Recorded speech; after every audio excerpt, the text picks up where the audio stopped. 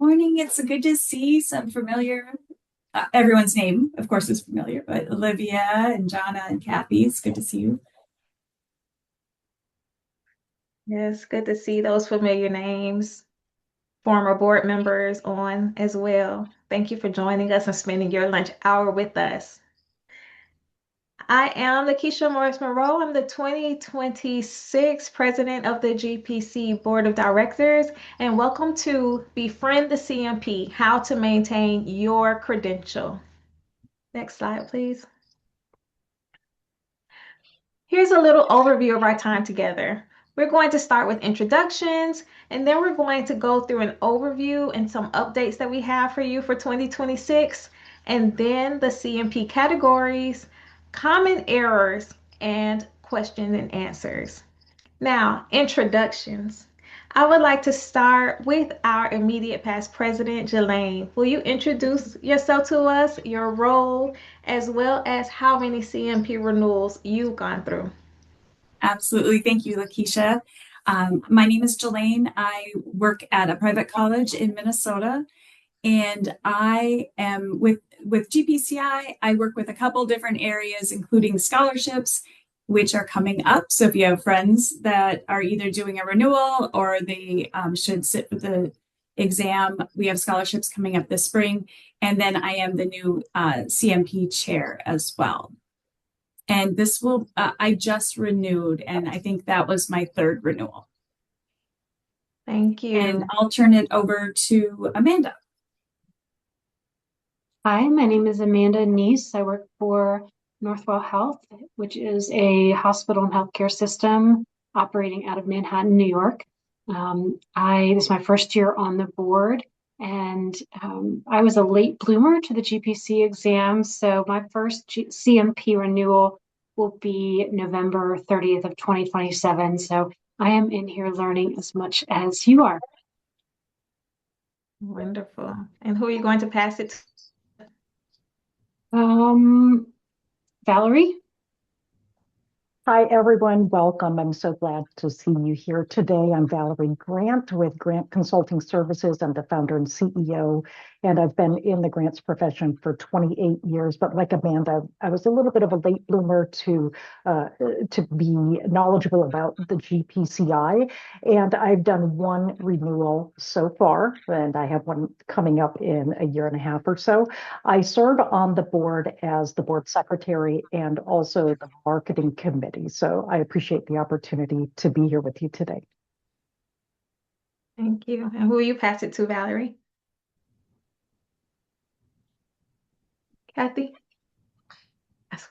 Okay. I'm Kathy Hatfield. I'm in Columbus, Ohio, um, under a lot of snow. I am the vice president of this year of GPCI, and I have a private consulting practice where I'm a one-person show.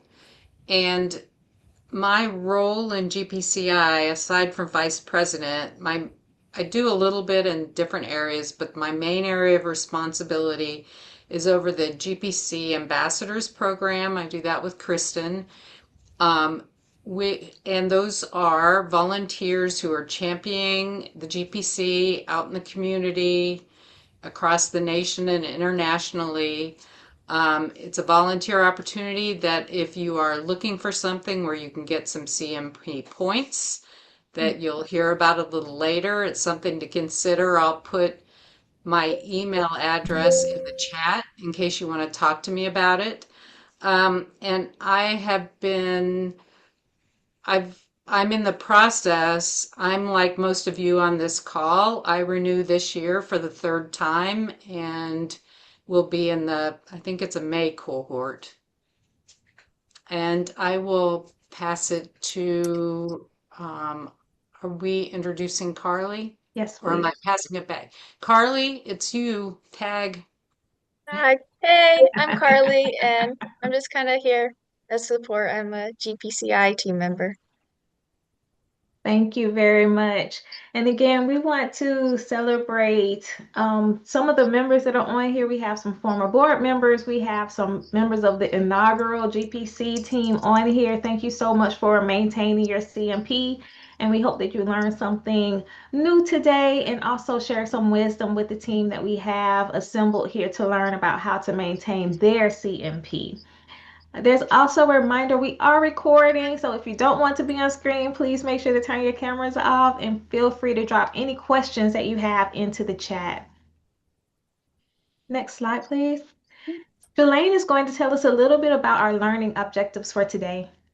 Great, thank you. So just going through what we hope to accomplish together today, just that we want you to understand both the value of GPC Credential, GPCI, but more importantly, what the NCCA accreditation brings to us and how that influences everything we do in our work. And then also identifying the most appropriate GPC status. We do have some updates to share with you today on the retired status, navigating the CMP timeline, professional development activities, education, helping you to appropriately classify. And I think what's really valuable too is to share just what some common errors are on that, recognizing CMP eligible activities, and then documentation, audits, more important than ever. And then also we hope to help make sure that you understand who to contact for questions. And we are very fortunate to be working with Carly. She is a very organized, talented person who is working with us as a contractor and is helping us to better serve all of you. So we hope that questions will be answered in a more timely manner as she is getting more involved in the CMP as well.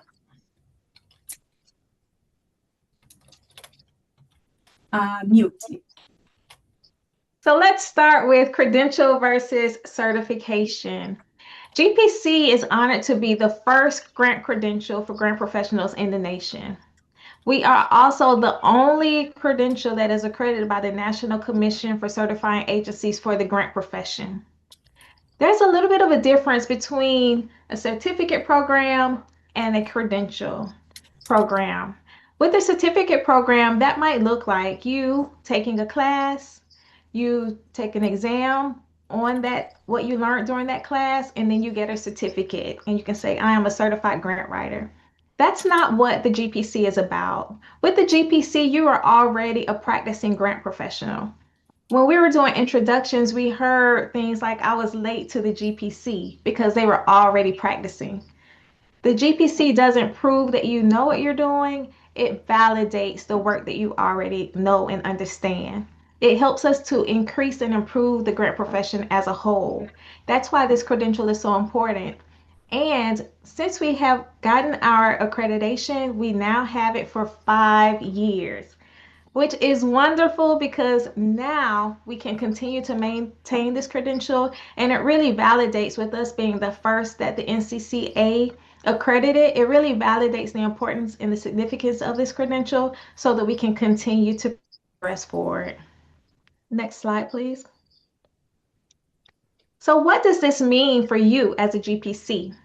The GPC credential provides tangible evidence of a professional's skills and competencies in the grant field. More than a test, the GPC exam is a comprehensive tool for our accredited GPC program. Accreditation enhances the credibility and value of the GPC credential. Our accredited program safeguards the public and employers seeking to hire skilled and ethical grant professionals. And recognition from a nationally respected body like NCCA validates the rigor and quality of GPCI certification program. Next slide, please. Now Jelaine is going to go over the email notifications and reminders. So we do send out a lot of email notifications to you. I will say one of the things that we have as a third bullet is that we really need your up-to-date contact information. And it's really helpful as well if you give us a couple of different emails so that we can make sure we can always reach out to you. Now that we have Carly on board, I think that we will be much more proactive in that process. And so she will be reaching out to people if we are getting bounce backs on emails and things like that.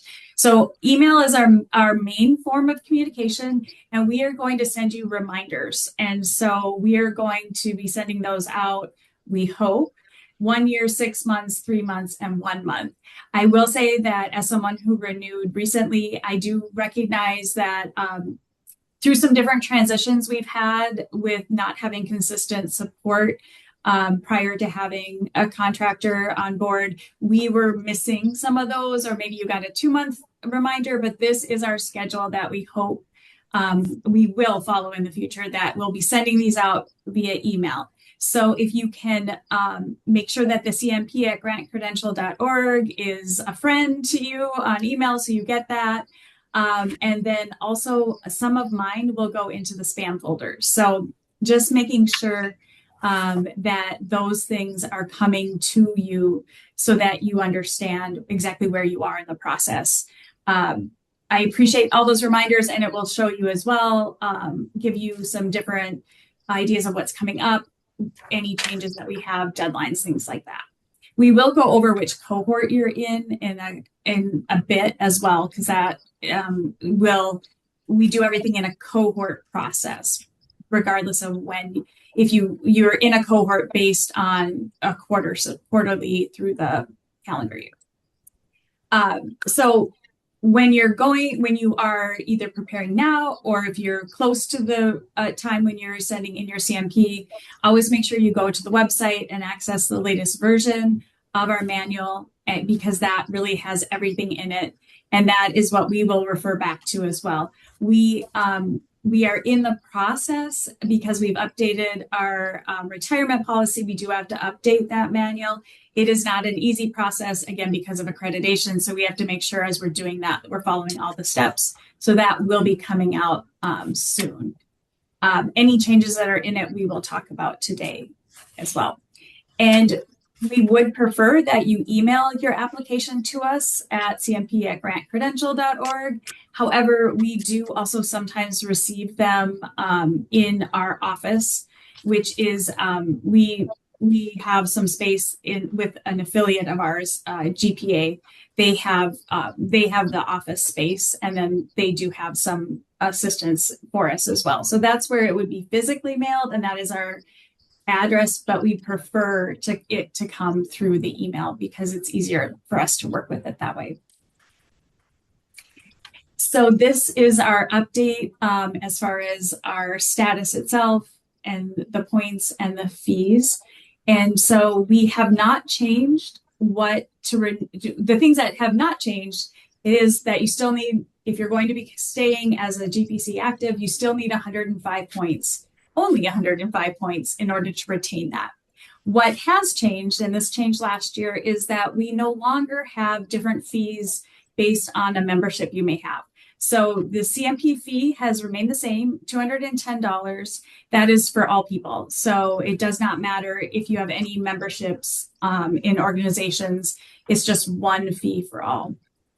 What also has changed is that the board last year, we did make a pretty significant change based on requests from people who have the retired status or are attempting to. We no longer will require people that have the retired status to do any continuing ed, to have any anything like that, to have a minimum of points. I think previously it was 50 points. To do that and to have the lifetime status, we do have a one-time fee for the CMP fee for retired is at $1,000. That is a lifetime status. You only pay that fee once. And it is something too that we can, if you would like to pay that over a couple of different time periods, we can certainly arrange those things as well. As we go into what your cohort, when your dates are, and then the grace period, if you are submitting things during the grace period, there's a late fee of $125 for that. I'm going to say that as someone who utilizes the late fee, it does not impact anything else, though. The people reviewing your CMP application have no idea if you paid a late fee or not. That isn't a part of it. So not a problem as to do that. But there's just a small fee for that. So for the GPC retired, these are the qualifications. And again, these are similar to what we've had in the past. We do ask that you've gone through your renewal process once for the GPC. So that would be someone who's held the GPC for 6 years. The second criteria is very important, is that you can no longer be working as a paid grant professional. So that would mean getting less. You need to meet the threshold of 24.9% or less of your income is from grant services. And then you must not, it does say must not, acquire points in the employment portion. So if you qualify for points in the employment portion, or you put any in there, we can't consider you for the retired status. So for the retired, please just leave that employment area off because it doesn't apply to retired. And then you just use GPC retired instead of GPC in your name. So now it's Jelaine Bale Enert, GPC. In the future, it'll be GPC retired. Unfortunately, it'll be long in the future, but it will eventually be there. So those are the changes and things that have remained the same for our retired status for GPCs. And now Lakeisha is going to talk us through some of the cohorts and timelines, which I know, especially for those of us the first time we get our GPC, is sometimes a little confusing. So thank you, Lakeisha. Yes. So our cohorts are quarterly.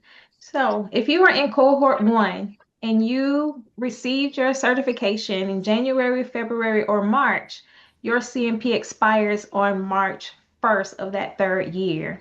For example, right now, let's say that I earned my GPC in February. My date would be from February 1st, 2026 to actually be February 28th, 2029. That's 3 years, right? So 2029 for 3 years, and then it will expire on March 1st. The same thing if I took my exam in March or January. It will be the first of the month that I sat for my exam until the last day of the month before the expiration date. I have someone in the waiting room that needs to come in, and that will also go for all of the other cohorts. So your expirations would be, as you will see on our website, March 1st, June 1st, September 1st, and December 1st, 3 years after receiving, and then every 3 years thereafter. You have a grace period of 30 days, which is what Jelaine talked about. Whereas let's say that I forgot, March 1st came and left, and I forgot, so now we are already at May 30th. You can submit your packet by May 30th, pay the extra $125, and you would still be considered to maintain your CMP. So that would be the $210 plus the $125 for you to maintain your CMP. Your application grace period, again, 3 months grace period to submit your CMP beyond your original expiration date. Your activities within application must be completed prior to your original expiration date. So if you allow your certificate to expire, you can't submit hours or credits after your expiration date. You can't go back and reclaim those. They still have to have occurred within your original certification period. After your grace period ends, your GPC will lapse, and you forfeit your ability to use the GPC credential. You must retake the exam to recertify if you let your GPC lapse, and your name is removed from the list of credentialed professionals on the GPCI website.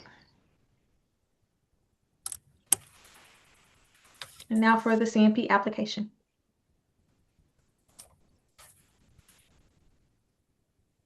The mute button got you, Jelaine. Sorry about that. So we are showing you a copy of the document that you will download from the website, and we are using these as I think there's a Word version, PDF, there's an Adobe version as well. So these are things. It's not an automated application, but it is one that you can come back to yourself saving a copy of it. So the first thing we need to do, and this is our old form, again, we have to update everything, is you're going to choose if you're going to be doing the retired status. So that's really important for us to know that part of it. We no longer need to know if you're a GPA member or not, because it's just one fee for all. And so we are in the process of updating all these things. So is it going to be you're doing your regular CMP, then you won't need to, this will just be the form you're doing. But if you're going to be doing retired status, you'll check that. And then also grace period, if it's in the grace period or not. Right now, and again, there's a fee for that. We do have the portal, which is, so GPA is our contractor for all of our financials. And so you do your payments through GPA, and then you can get your receipts through there as well. And I believe that stays in your file. So even if you're not a GPA member, you still can create a login through their system so that you can see those receipts when you do that. Also, just you are signing, acknowledging that you have followed the guidelines, including the code of ethics from GPA, and for the credential itself, and that information is correct. So kind of your basic ones, as well as a future that when as a GPC, you will continue to follow those things. So that's the application itself. And then once you get in, and again, we only need 105 points. I will say, and this tip will come up later as well, you certainly can give us more than 105 on your application, but we only need 105 in order to recertify you for the credential. So we have the 5 different categories. Most people are going to use 4 of those. So our first category will be education. Second one is grant professional employment. Third is contributions to the field. Fourth is professional service. And then the 5th one is an independent project, which is rarely utilized, but we'll talk through how that can be used. So we'll talk through the different requirements, and we're going to start with education, and our vice president is, I'm going to talk about the application, and then our vice president, Kathy, will take over on education. But with the application itself, when you move down to your different categories, it is really important that you give us the details in these sections. So when we're taking your application in, we are receiving the application itself. You will need to maintain all the documentation that goes along with these things in your files. We do not ask for that documentation to be sent with the application itself. That's why we have that assurance that you're telling us it's all accurate. So make sure you're including not just that I went to the 2025 Grant Summit, but that you did the different dates of the different trainings or different events that were happening. There's room to, then you're going to list, your event, but then there is room in that justification and how it's relevant to the grant profession. So as our profession, of course, is evolving, we are getting more and more questions about different things that can fit with our grants profession. This is your place to make that case. So you can use as much, within reason, give us information, especially if the contribution to the field was not specific to, if it wasn't being on a grant review panel, that one's clear. But if there's something else that is connected to the grants field, make that case for our reviewers so that they can easily see how that works. And then telling us the documentation you will provide if you're selected for an audit. You do not need to send that in, but make sure that you have it so it's not something you have to go back and scramble to find. The number of CEUs that you're requesting, and we'll go through those in more detail. And the manual has all that information, but also we'll go through some of them as well. And then just making sure your points add up. So those are the common errors on that form itself that comes through. And now Kathy's going to share more about the education part of Category 1.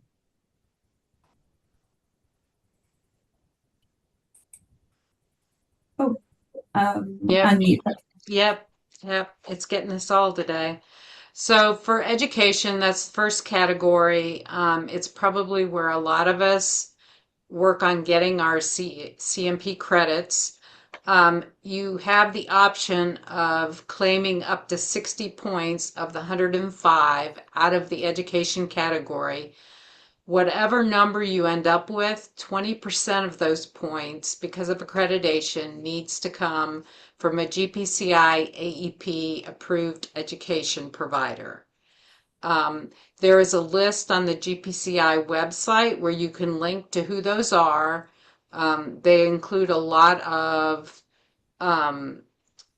trainers that are very familiar in the grants profession, and many of them display the seal when they're advertising their training and workshops, so that you know you're getting an AEP approved education provider. That is very different from a GPA approved trainer. The AEP approved education are workshops and trainings that have been vetted per our accreditation requirements to ensure they align with the competencies and skills that the GPC exam is based upon.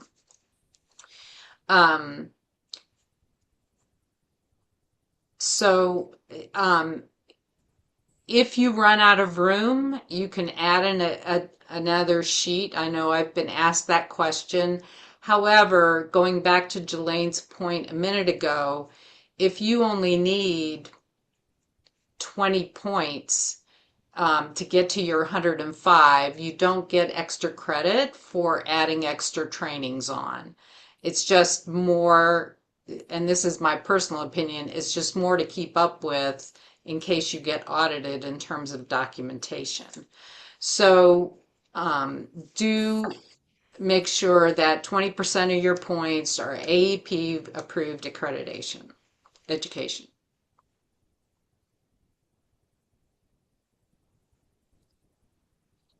Grant Summit. I know a lot of us use Grant Summit. You get 1 point for every hour of workshop attendance.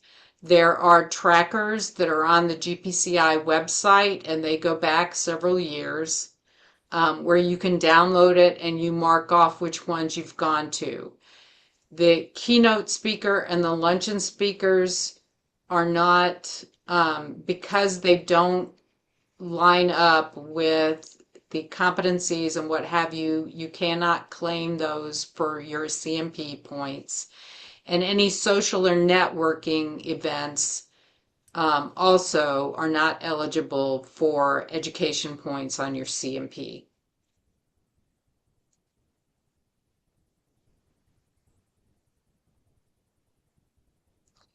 Common errors that we see are professionals that list training, but there's not enough information to ensure or to understand how it clearly aligns with grant professional work.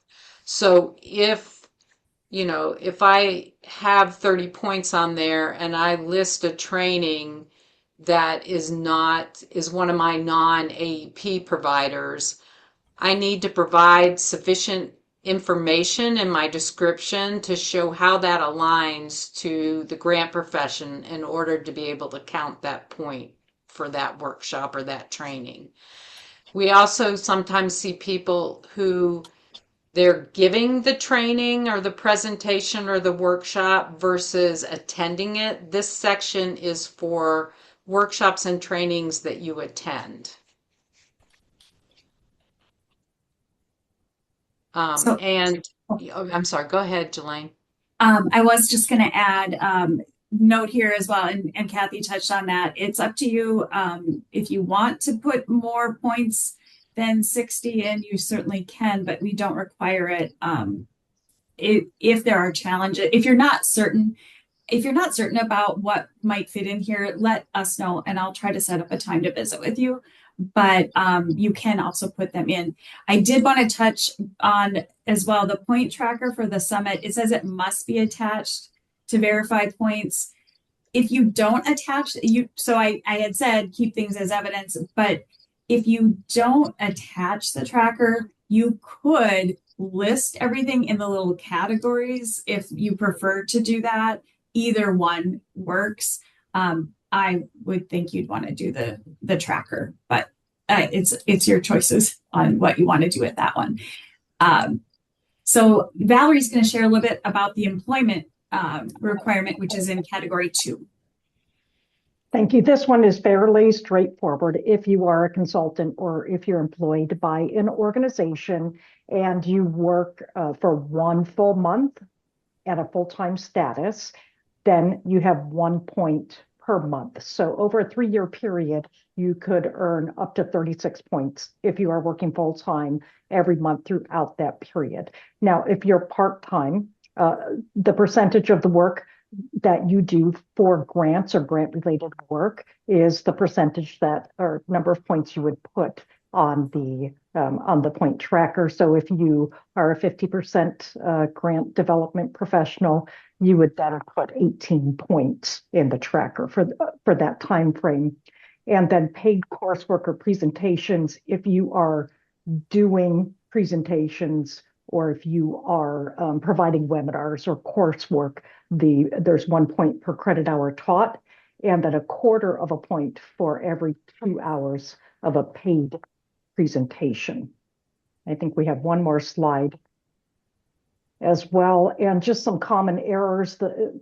And Jelaine already alluded to this, putting your having a retired candidate claiming points in this section for employment would just raise a red flag. It's one or the other, so don't put both. And then don't list too many total points in this section. 36 is the maximum.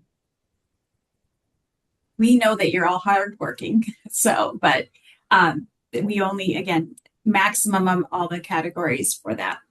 So our category 3 is contributions to the field. And so some of our questions that will come in are differentiating between category 3 and 4. So we'll go through these and then also answer questions as well. So this really is contributing to our field, our grant professional field. So any of the different communication projects, and we're really clear to share with you, like, what does that mean? If you do one of the blog posts for GPA, it'll tell you exactly what you claim for that. Grant review panels, often, this is a question that often comes up. And for grant review panels, and one of the questions I will just answer now as well, that we had a question that came in that somebody was on a grant review panel and how many applications, how many hours they spent on it. We will give anyone on a grant review panel will receive that 10 points for the panel, but you can only claim 1 of those per year. So that is in our policy, but it was the answer to the question. Thank you. Someone sent ahead of time. And then we do have grant-related management projects. So that would be something that's going to directly impact the development function of the organization. So that can be 15 points per project. So developing new policies, different things like that. Now, remember though, that if this is a part of your job, you've already received points in your employment category. So this would not be something that you did as an employee or even as a part of your consulting work that you had claimed in education. We can't double claim any area. And for that reason, that's why if it's your grant that your organization was awarded that you brought in or managed, that's not going to be eligible in this category because we already gave you points for that as employment. Other things though that do count in contributions, if you're giving, and seeing who's here, I've attended many of your presentations, learned so much from all of you. So those presentations you're doing at a workshop or a conference will give you a point per hour of the presentation itself, as well as for many of you that do the study groups facilitating it. It's the actual presentation and facilitation that, not the preparation, but the time that you spend with the people in your session, you'll get 1 point per hour of that. So We did also have, I'm just gonna throw in the question we had earlier as well. Unfortunately, at this point, we do not allow for micro learning. If you're doing a micro learning that isn't an hour, our current policy does not have points for that. So that is something we're continually reviewing and updating all of our policies. So I am taking that question back to committees as they're looking at that. The other way you can, oh, sorry, go ahead. I'm sorry, before you move on from that, Yeah. it seems to fit better here. There's a question in the chat about what about the micro? Well, never mind. I thought she was asking what the micro learning was. I'm sorry. No, that's okay. And it is a question we're receiving more and more. And again, our last update was 2022, and I think in the last 4 years we're seeing more of those. So that is something that we are, and again, as always, keeping our accreditation in mind, we are slow to go work through things, but it is something that we are discussing at the committee level. So hopefully more information will come on that. If you do obtain another recognized credential from the field like CFRE and GMA, that would give you 10 points for that. And then, but renewals for that credential. So if you're renewing your CFRE, that activity is not eligible for points, but actually obtaining it is. So common errors in this one is that you just writing down the time it took you to develop the materials. Only the actual presentation or facilitation is what we can allow for those hours. And then also listing all the grants that they managed in the 3 years, but not the projects that were related to developing the organization itself. The other one is claiming workshops that are not going to pertain to grants itself, but are the category of like I would be doing. For me, I'm in higher education. So if it's just a higher education workshop that wouldn't connect to the field, that would be something that I could not claim. And then for renewals, again, of credentials that you receive, those are common errors that are in this category. Lakeisha is going to walk through professional service and category 5 with us as well. For professional services, you do get points for the different organizations that you are a part of. Professional organizations, including national membership like the GPA or other grant-related organizations, you receive 1 per organization. For being a member, 2 points maximum per year. So for the 3 years, that would be 6 points maximum. A committee member in that organization would be 4 points maximum per year. Committee officer or chair would be 8 points maximum per year. Board member would be 12 points maximum per year. These points are not cumulative, so you would want to claim the highest level that you serve. If you have a board member on here who have served in a board as a national, you would claim 12 points, but you would not be able to claim 12 points plus the 2 points plus the 4 points. Next slide, please.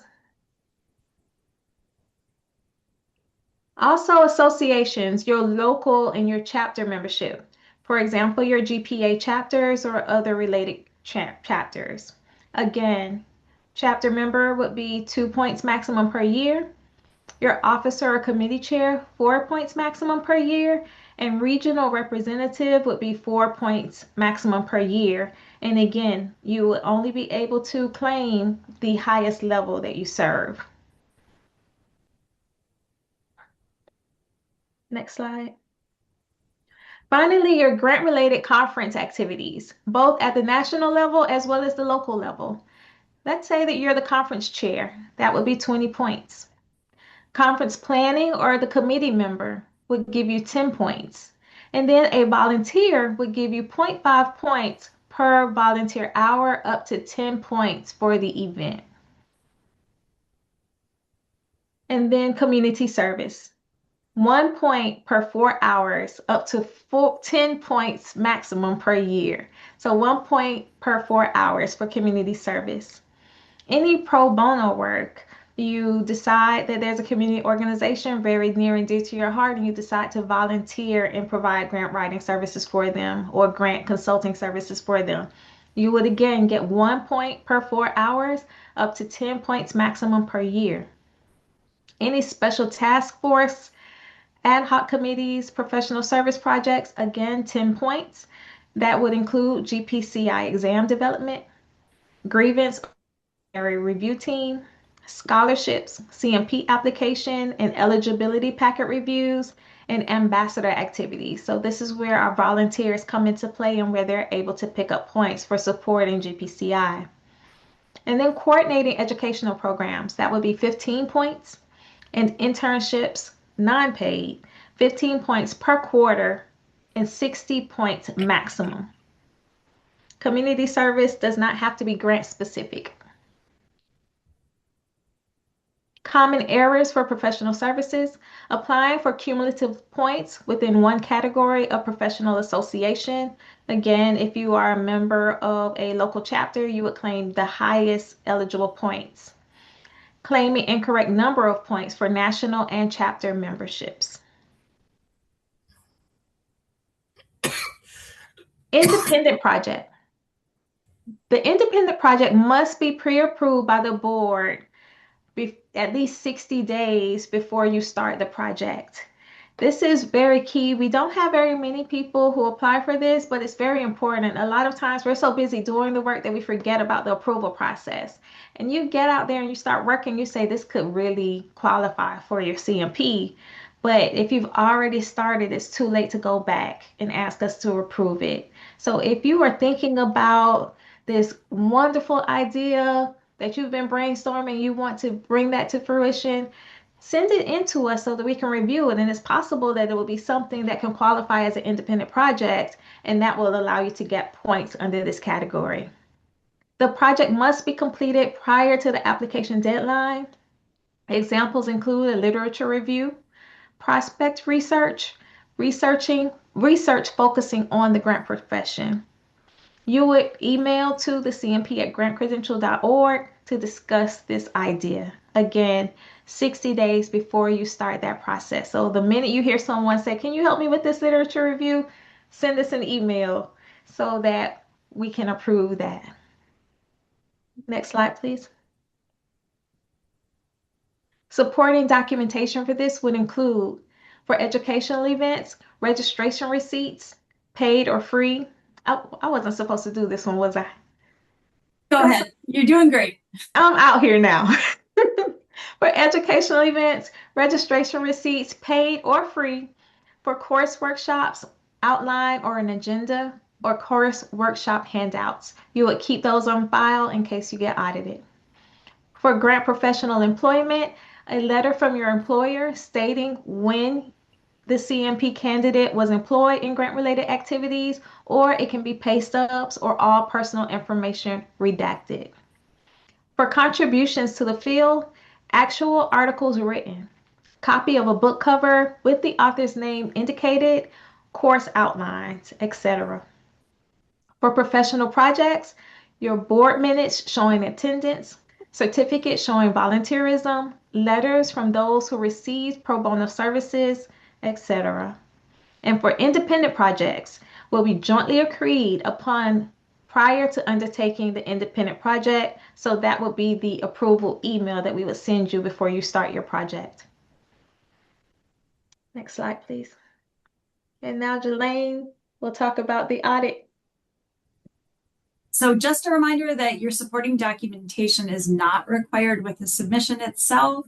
Again, honor system, but also you're signing your name as a GPC on that application. So that is where we trust the integrity of our GPCs. And so that's where that documentation is not required when you actually submit. However, and I have not yet been fortunate to be audited, but many of our current and former board members have been. And so really make sure that I would recommend keeping all that documentation as you go through. It's so much easier to do that versus going back to that. I'm going to go through the audit process, but just a note as well. And we are in the process of going through, again, with Carly's help, to go back to previous volunteers as well. But when you volunteer with us, which we so much appreciate with GPCI, the chair of your committee will send you out a notification of how many points, hours that you can count towards that. With the exception of, I'm not sure, Kathy, if you do that for ambassadors or not, but I know for scholarship committee, anybody who's been working on exam development, we will send those out. And so if you have not received them, let us know, because I know Carly and I are working to try to make sure that all gets updated. Scholarship volunteers, I believe last fall, we sent out the 2024 and 2025 letters for that as well. So just making sure you're keeping those. So as we go into the audit itself, 10% of our applications need to be audited. And again, going back to not our rules, these are NCCA guidelines that we follow. We try very hard to follow this timeline. And I know we are just sending out some of those audit notifications now. So apologies for that as we're working through the process and getting everything in the right as we're transitioning over to different chairs. So October is when we will notify people that they were selected for audit. And so those are our audit cohorts are looking at the fourth cohort of the previous year. So as I'm doing audits as we are doing audits in 2026, we're looking at that fourth cohort, of 2025, and then the first, second, and third cohorts of 2026. So that is how we're looking at who we consider in each cohort for the 10%. So we don't go through the entire year. We do it, again, cohort model with everything. So 10% of the applicants in each cohort will need to be audited. We do send those announcement letters out on October 1st. Just a reminder, we are doing email with all of our official announcements come through email. And then you have 30 days to supply your supporting document for the activities listed in the application. And we'll work with you on how you want to do that. Some of our people under audit would like to upload that, and we'll set that up so it's private just for you, or they'll email those materials to us. We then have 30 days to review and to respond with those results. And those results are just actually going out now for the people that were audited for the 2025. So that is the timeline for it. And again, this is where you're retaining all that documentation in case you are in that audit. So we also have a great new program that Amanda has been working with, and she's going to share more information on that. So this is just for a moment, we're going to leave the CMP and we're going to talk a little bit about this new program. So Amanda, go ahead. Thanks, Jelaine. And please bear with me. I'm in Virginia, but we have had terrible ice. And so my connection is not the best. If I glitch, it's on my end. It's not on your end. But in early November, and if you were at the Grant Summit in Baltimore this year, you may have seen some of our flyers going around. But we launched in early November the GPCI Endorsing Employer Program. And what that is a recognition of employers who offer support for GPC, for the GPC Credential. So those are employers who encourage or require grant professionals to obtain their GPC certification, who potentially cover the initial GPC exam fees, either fully or in part, who cover ongoing GPC recertification fees fully or partially, and who provide support for continuing education. They don't have to do all of these, but some of these. And so we've created the program for two purposes. And the first purpose is we want to acknowledge those employers who recognize the value of the GPC credential and who hold their professional staff to very high standards. And then likewise, we want our GPCs and our grant professionals to be able to know where the opportunities are, where potential employers would be who do recognize and reward the GPC credential. So if you work for a employer who does value that GPC credential, we would welcome you sharing that information with them and asking them to please fill out the application. It's a very easy online application. There's no cost associated with the endorsement. And once their application has been reviewed and the endorsement has been approved, we will post their logo on our GPCI Endorsing Employer Program page on our website. And we ask that that employer also post this seal that you're seeing there on the slide to their page so that professionals looking for employment are aware of the opportunities in the field. And I would be happy to answer any questions you have about the Endorsing Employer Program. I'm going to write the email in the chat, but I know that there are a lot of questions, great questions that have been coming in on the chat. And I want to make sure that we get to some of those while we still have you for the last 9 minutes. So what I'm going to do is go through some of these questions, and board members, if you don't mind taking a stab at whatever, shout out if you know the answer. So I believe this first question is regarding to audit cohorts. And the question is the cohort when you took the exam or when you got notification? I took the exam in late September, got notification dated 10/1, and my renewal email says I'm in cohort 4 renewal date by 11/30. So it looks like there are 3 different potential dates, but maybe cohort 4 is the last quarter. And we're looking at this by quarters. Yes. So if you recently sat for your exam, I would say probably in the last 6 years, then your certification would begin the first day of the month that you sat for the exam. And then it would expire on the cohort date. The way that you would know that is on your certificate, it will have your start date and your end date. So that is what you will go by. And anything, when it's time for you to renew your CMP, anything that you've done, so if you set September 30th, that certificate will say September 1st, your certification started. So anything that you have done toward your CMP from September 1st until the end of that cohort, that expiration date will count. So you can go back and collect those points. But yes, it will start the first day of the month that you sat for the exam, no matter when you were notified of your GPC status. Thank you, Lakeisha. Next question. As for making the case for webinars presented without official CEU, if we can explain what the organization is and why it's legitimate, does that work? My examples, Common Good VT and a presentation by the Secretary of State of Vermont and others in Vermont on EOs and their effects in Vermont. Yes, so for the education component, and Kathy, jump in if you want, instead, you just if it's not apparent, just make that case as to how it fits. And just a reminder, it isn't that all of your education needs to be from an AEP approval. So yes, just give us as much information as you can to make that case as to how it fits. Okay, this next one is for grant professional employment. What if you've made the leap into full-time consulting, but you don't have a full client portfolio yet? I can take that one. Congratulations on making that leap. Your CMP term is 3 years. So let's say that you worked full-time at an organization for 2 years. So you would count the points for those 2 years of full-time, and then you started taking the leap and now you're full-time on your own.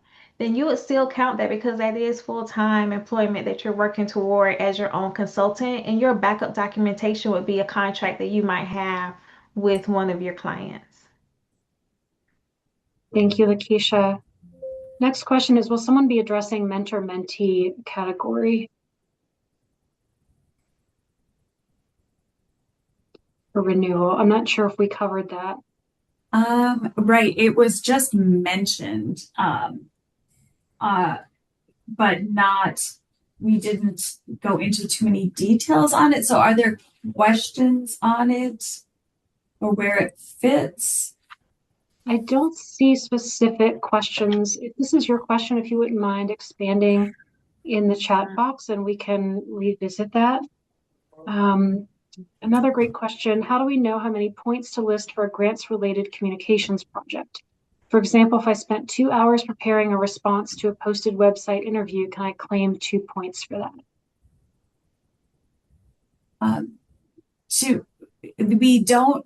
We can't give credit for the preparation.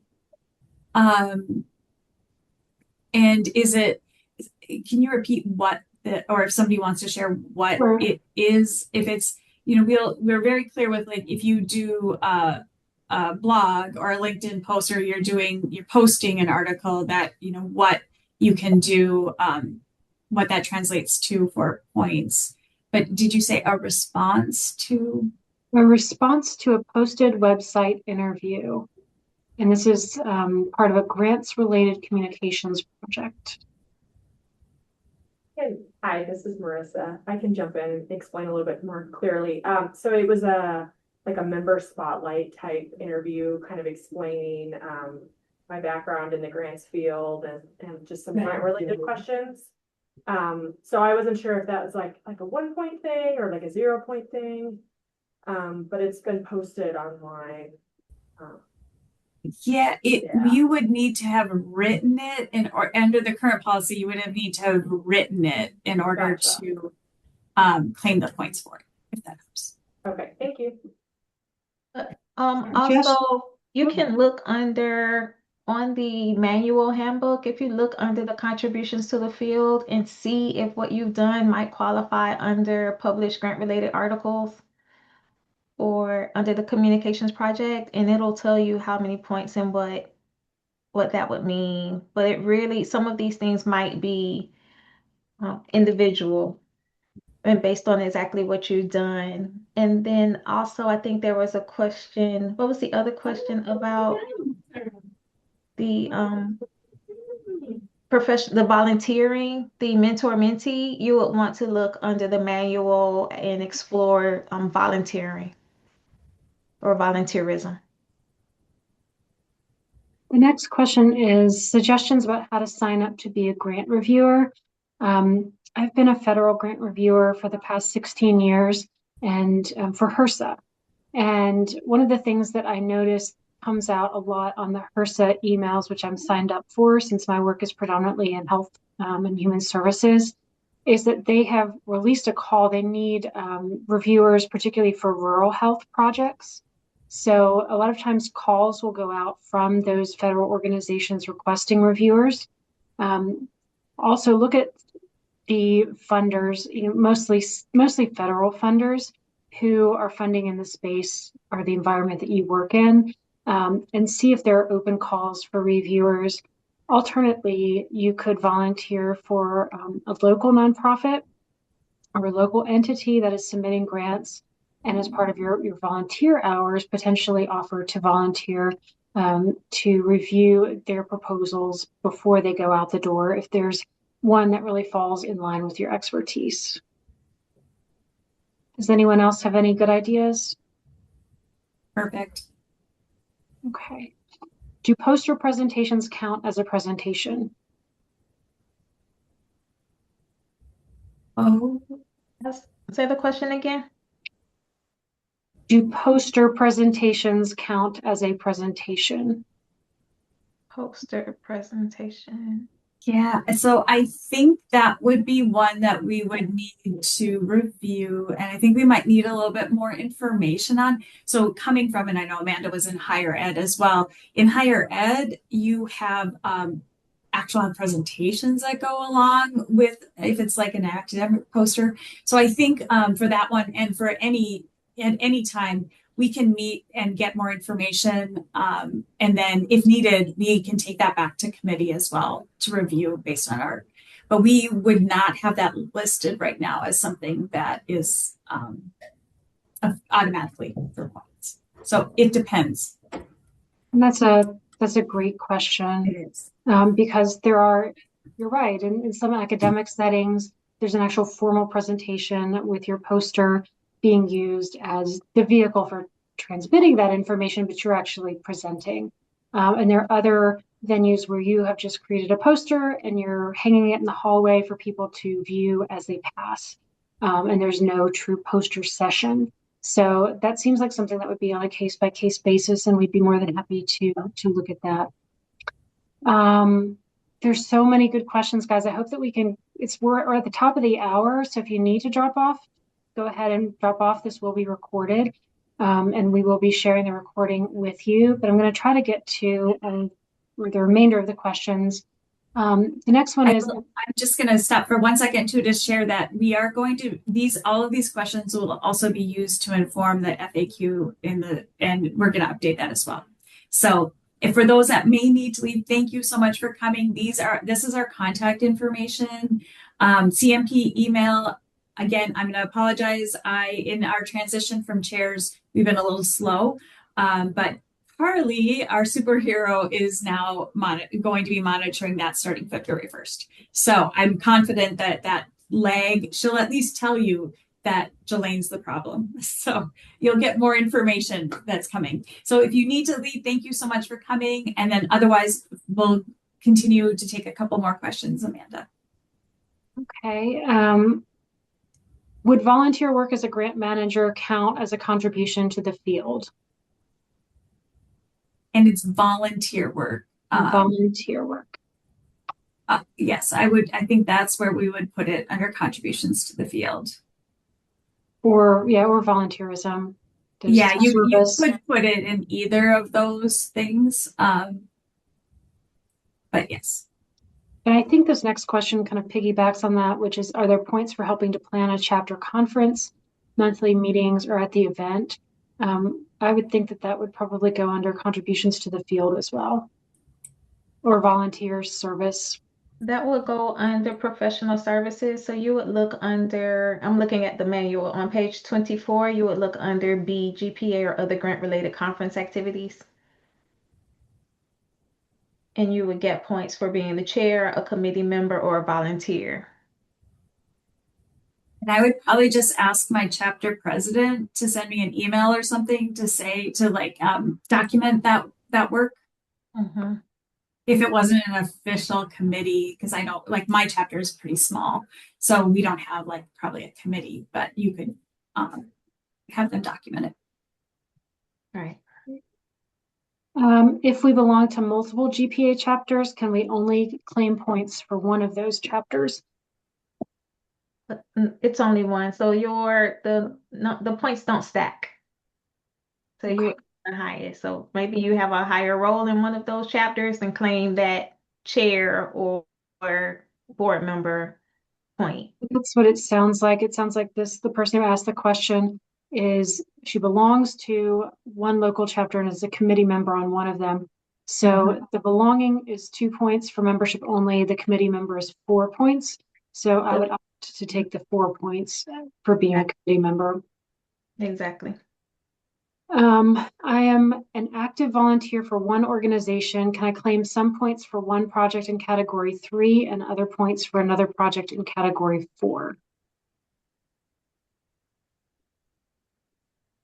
With the same it's the same nonprofit organization, is that correct?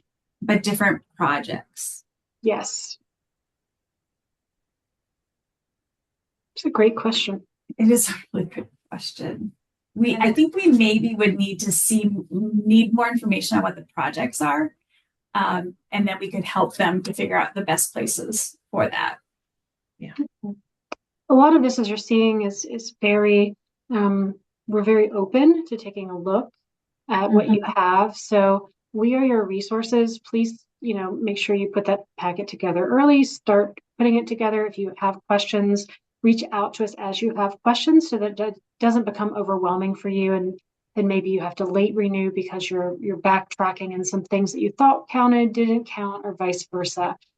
So we are here. We are volunteer board, but we want to help you. So please do reach out if you have very specific questions like this, so we can help you determine what category it fits in, if it qualifies, and really help you maximize your points for renewal.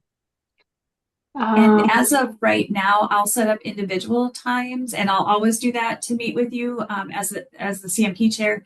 However, hopefully within the next couple of months, we'll actually have office hours that I'll set up so that it'll just be a time you could drop in as well. So, but right now, just send an email to CMP and then we'll work on setting up a time to meet.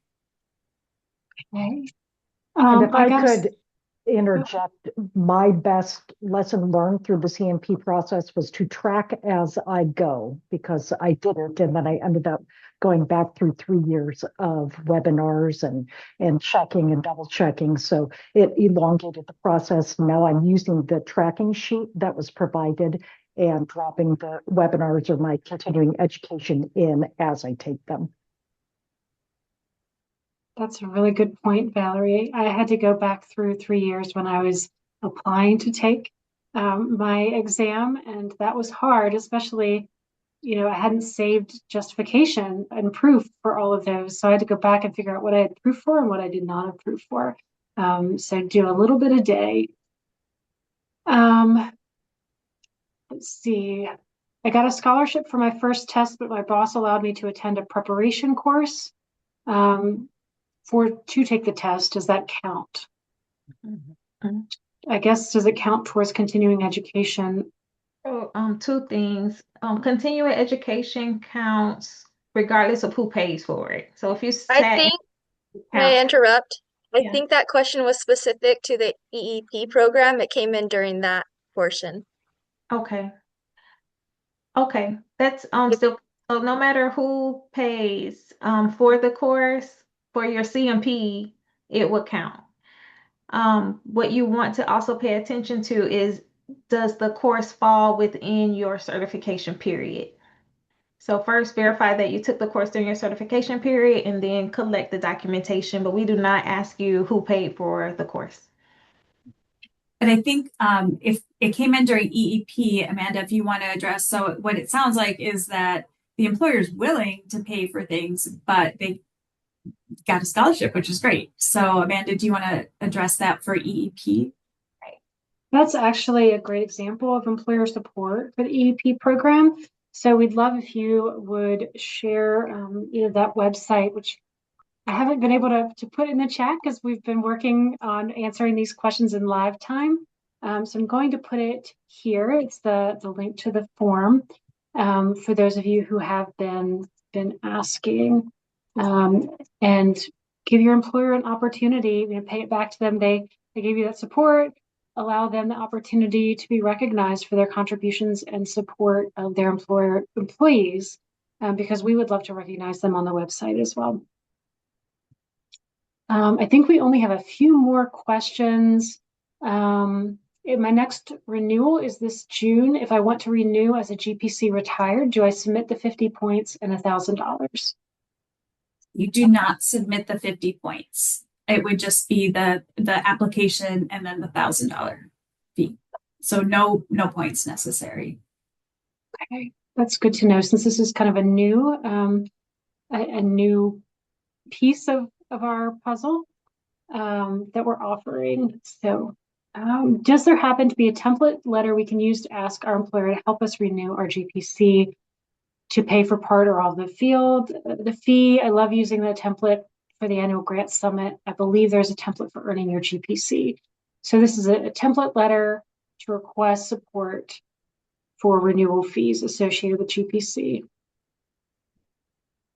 I do not believe we have one, but I believe that we will come up with one of those. That's a great idea. That is a great idea. Yeah. I'd be happy to help draft that as well, Jelaine. I'll have to be doing that myself. I think we have answered all of the, well, here's another one. When the requirement is per year, does that mean per calendar year, or is it per year of the 3-year term? If I was certified in, say, July, would year one be July to June? In terms of earning points toward the CMP renewal?